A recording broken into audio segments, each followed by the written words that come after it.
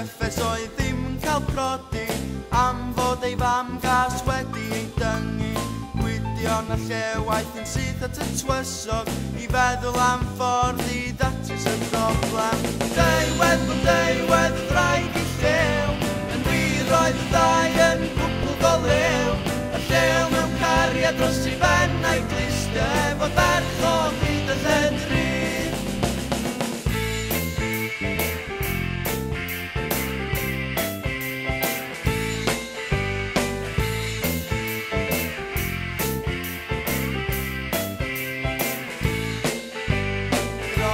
Pepper oedd un noson yn hela wrth ymyl llys blodeuwedd a llew.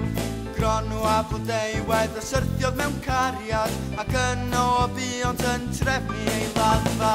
Blodeuwedd y ddraig i llew, yn wir oedd y ddau yn gwbl go lew.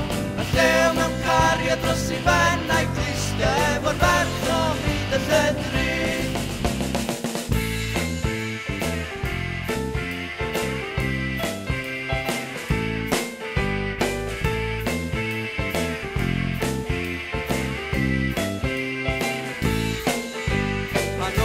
Molchiaeth saith drwy ei galon ac yna daeth Gwydion i chwilio amdano.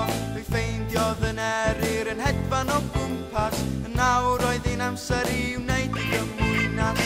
Llew ddaeth yn ôl gyda dig yn ei galon a Gronw Pepper yn wir oedd ei elyn. Fe gafodd ei ddial ar ôl yr holl helynt, Gronw yn farw a blodeuwedd yn dderin.